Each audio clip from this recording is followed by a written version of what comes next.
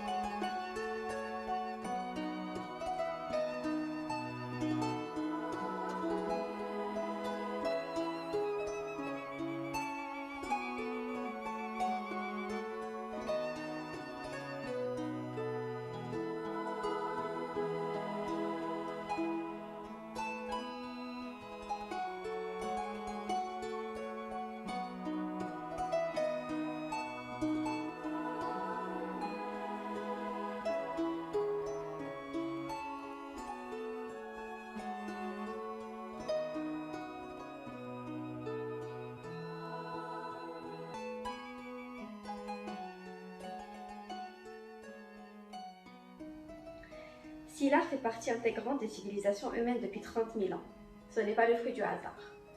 L'art nous fait du bien. Il nous fait du bien, il rend amoureux et stimule nos émotions intimes et profondes. L'art participe à notre équilibre. Il crée du lien et nous aide à mieux nous connaître. Il développe notre empathie et permet d'explorer notre cerveau. L'art développe nos capacités intellectuelles en optimisant l'attention, la mémorisation, la représentation géométrique, l'ouverture d'esprit, la tolérance et la complexité. L'art crée et restitue les histoires, les périodes et permet la liaison entre les peuples et les civilisations. Il marque les mémoires et aide à la transmission des courants à travers les générations. L'art est la mémoire du passé, du présent et du futur. C'est le langage du dialogue, de la créativité et de l'expression conceptuelle. Du Maroc et de la ville de Casablanca, et avec tout mon amour aux téléspectateurs et mes remerciements aux créateurs, artistes et directeurs Ismaël Bakr, sur Channel 7, et avec la conjoncture actuelle de la pandémie Covid, l'art demeure toujours accessible sur le programme Gallery Around the World et permet aux artistes du monde entier de s'exprimer en dehors des frontières. Ravi d'être avec vous sur Channel 7 et l'émission Gallery Around the World. Je suis Loubna Fazazi Idrissi et je suis artiste peintre.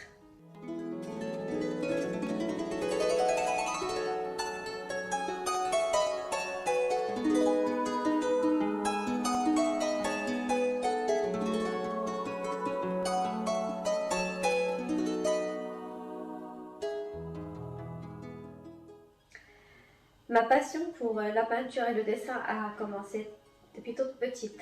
Alors aussi longtemps que je me souvienne, je griffonnais tout le temps sur mes petits cahiers au collège, au lycée, ensuite à l'université où je m'amusais à faire des petits portraits de mes camarades, des petites caricatures de mes enseignants.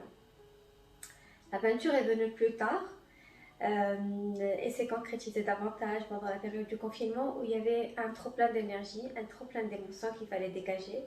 Et donc, instinctivement, je me suis retrouvée à ressortir mes toiles, à renouveler mes pinceaux et peintures, et je me suis mise à exprimer mes émotions, exprimer mes peurs, mes inquiétudes par rapport à cette période difficile que nous avons passée.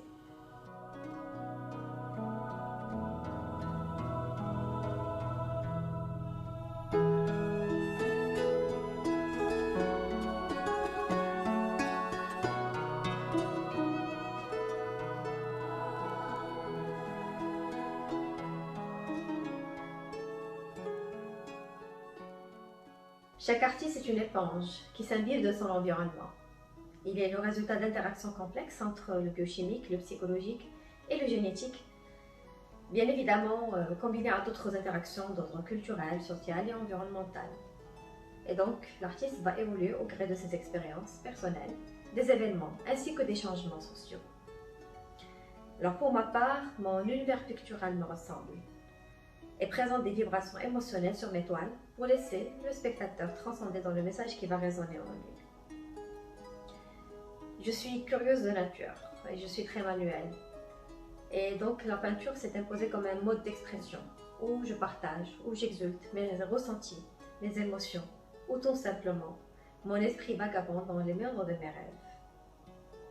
Je privilégie généralement la peinture abstraite, même si j'explore de temps en temps d'autres registres tels que l'impressionnisme, le figuratif, pour exprimer mon éblouissement, ou bien mes inspirations présentes. C'est la passion qui parle à ce moment-là, une connexion entre le conscient et l'inconscient, afin d'être le plus authentique possible dans mes émotions et mes inspirations. C'est ma philosophie de vie, un trait de ma personnalité que j'ai construit tout au long de ces années. Et donc on va se retrouver avec des touches tantôt vigoureuses, tantôt légères au couteau. Les couleurs sont parfois dynamiques, vivantes, captivantes. Parfois elles vont être beaucoup plus douces, reflétant juste mon état d'âme du moment, mon ressenti, à la fois qui est singulier, mais qui va permettre au spectateur de voir le message qui va résonner en lui. Et donc, j'allie pinceau et couteau dans une danse frénétique, en caresse ou bien en expression exigeante, afin que je puisse exprimer mes ressentis tout en restant en harmonie avec les couleurs et les messages que j'ai envie d'écrire.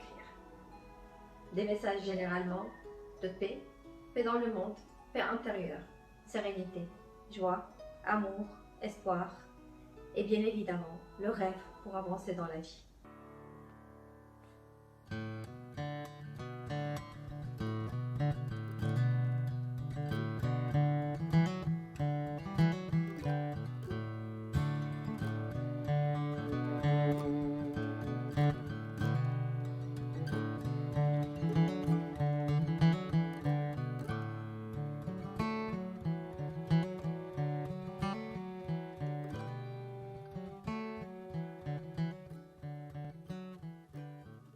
J'ai participé à plusieurs expositions collectives, certaines en présentiel, d'autres virtuelles.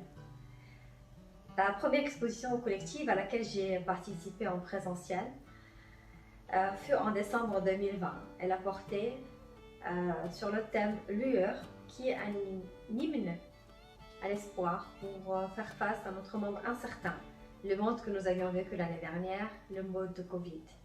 Et donc c'était l'occasion de se nourrir des plus belles des énergies, pour dépasser les peurs et les incertitudes.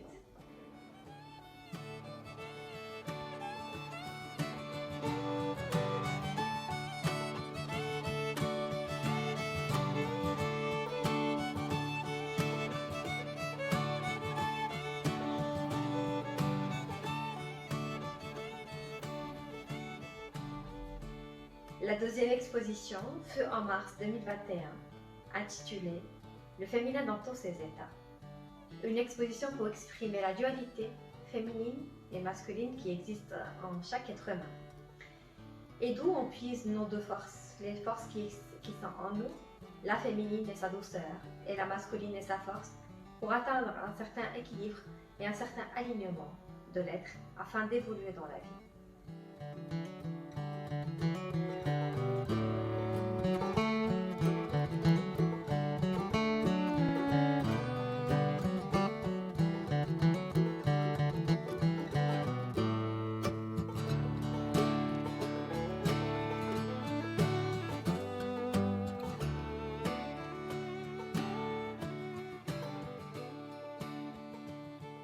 La troisième exposition en présentiel s'est achevée le 7 août 2021 dans la galerie Living for Art et a porté sur le rêve en couleur.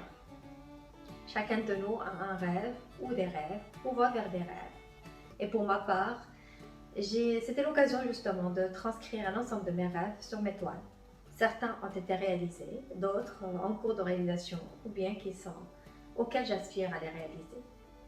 Et donc mes toiles et moi étions en connexion continue dans une communication et un langage unique en conversation que j'ai pu mettre sur mes rêves et qui a donné ces beaux résultats de rêves en couleur. C'est une exposition qui a été largement médiatisée.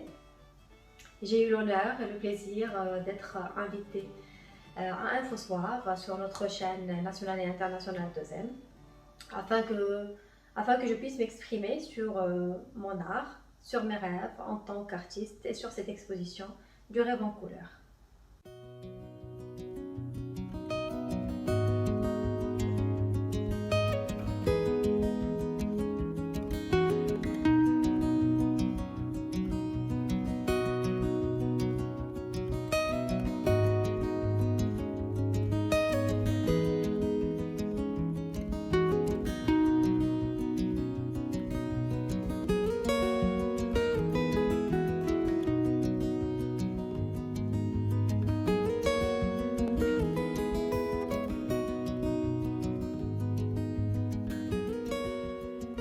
Ce sont les articles qui ont été publiés lors de la deuxième exposition collective, Le féminin dans tous ses états. C'est une exposition que nous avions organisée entre trois amis, trois artistes. Majda Shraibi, architecte, Hadia Nekmouche, architecte, et moi-même, artiste peintre et experte en développement personnel. Le thème, le féminin dans tous ses états, a été organisé à la Galerie César et nous avons été soutenus par Monsieur et Madame Khali qui nous ont accompagnés, aidés. L'exposition a duré 1 mois et nous avons été soutenus par la presse, aussi bien nationale qu'internationale, pour faire connaître notre art. Ce fut un honneur pour nous, un stress supplémentaire, mais beaucoup de plaisir pour organiser l'exposition à tous les niveaux. Le travail du galeriste est très compliqué et contraignant, et nous avons quand même réussi notre challenge. Nous étions heureuses. Me concernant, c'était l'occasion de transmettre des lettres et de transmettre des messages importants. L'objectif, c'est de nourrir l'esprit en cherchant l'énergie positive afin de dépasser tous les défis. L'essentiel est de s'exprimer, d'exprimer ses émotions.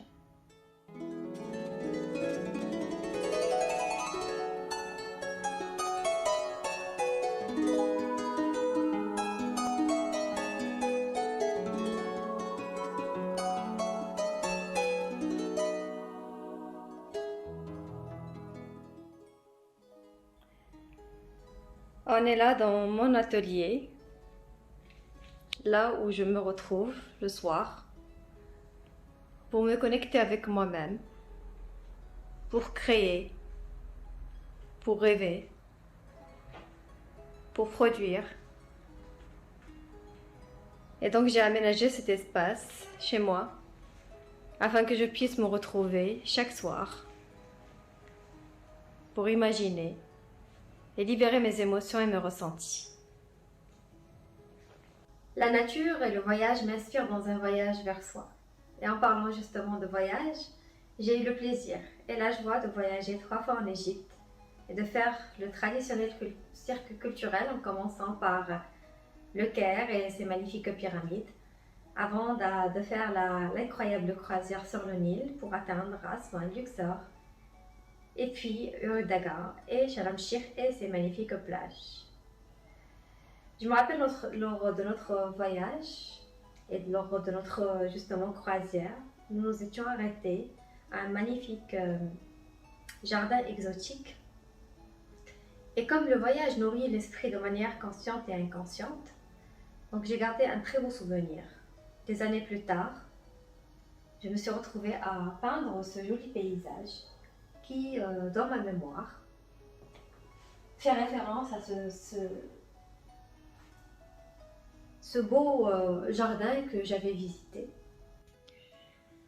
J'ai retrouvé quelques photos, souvenirs du voyage en Égypte. Les pyramides, le Sphinx,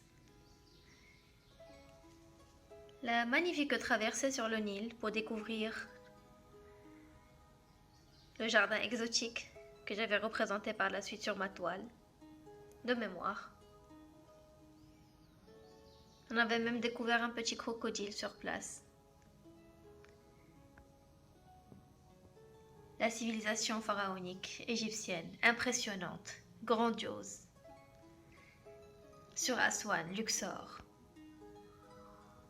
La vallée des rois, Hatshepsut. Extraordinaire civilisation. Et puis j'ai même mis la tenue égyptienne pour me mettre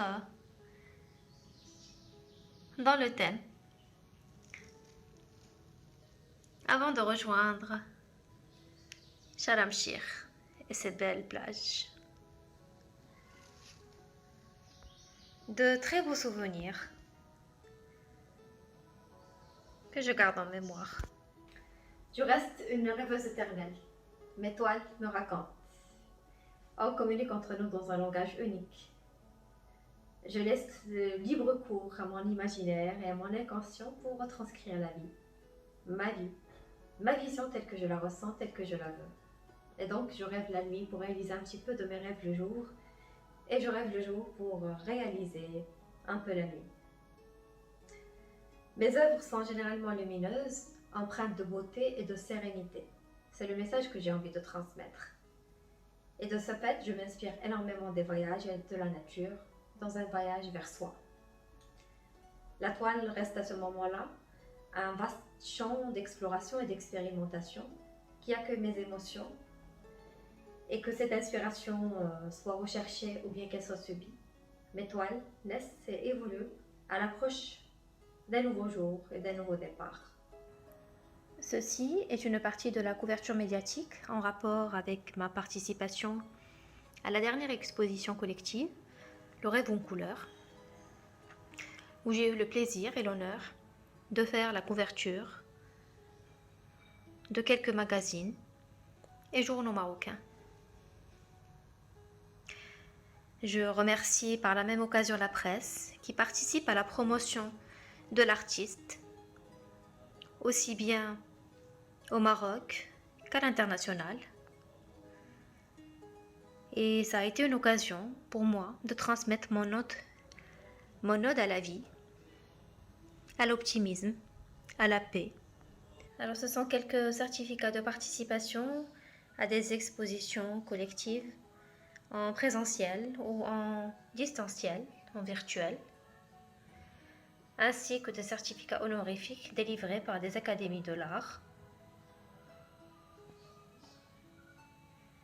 Et je salue à cet égard l'ensemble des critiques artistiques qui ont apprécié mon travail et qui l'ont valorisé à travers des articles ou des témoignages.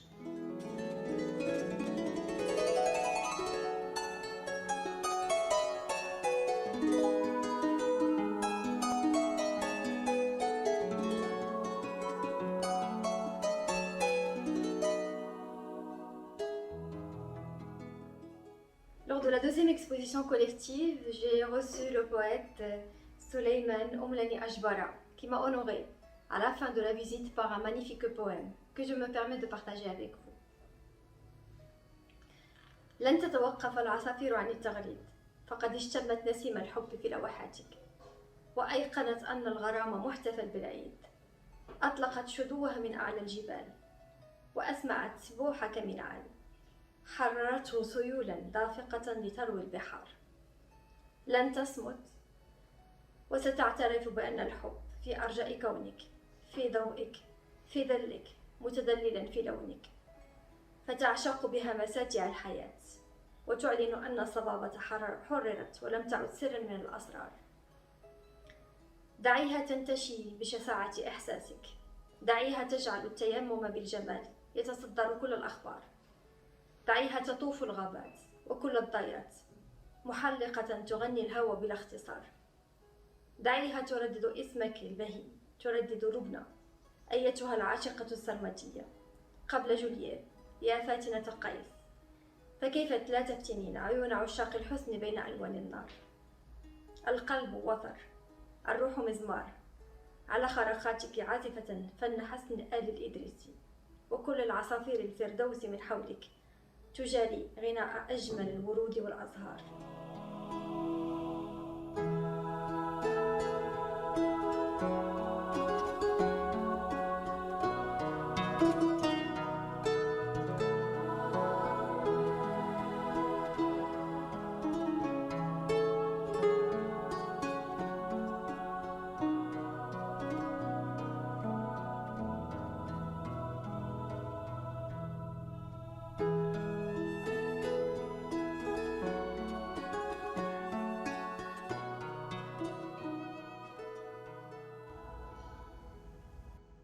Je suis experte en développement personnel et professionnel.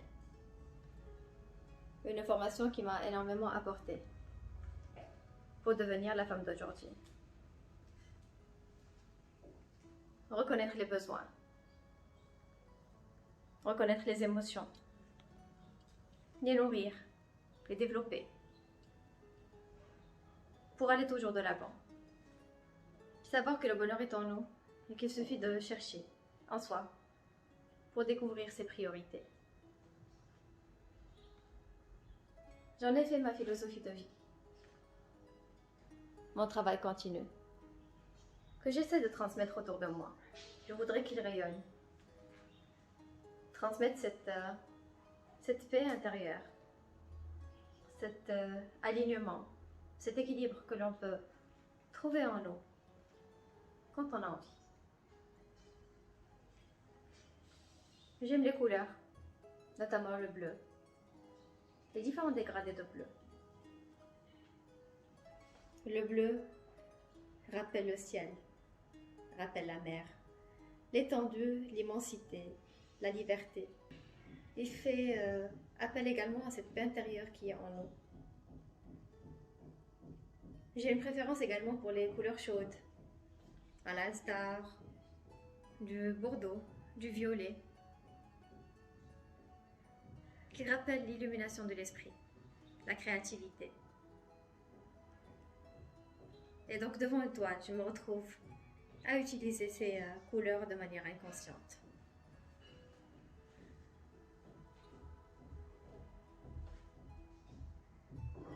Là, c'est une toile que j'avais réalisée lors de l'exposition Le féminin dans tous ses états. Cette dualité féminine et masculine pour puiser la force.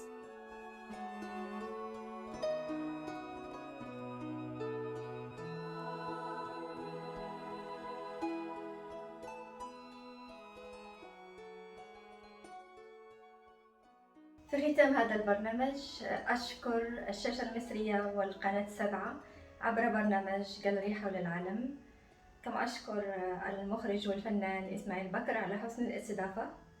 أتمنى أن تكون الحلقة قد رقت المشاهدين المصريين وكذلك المشاهدين حول العالم، وأقول لكم إلى الملتقى القريب إن شاء الله.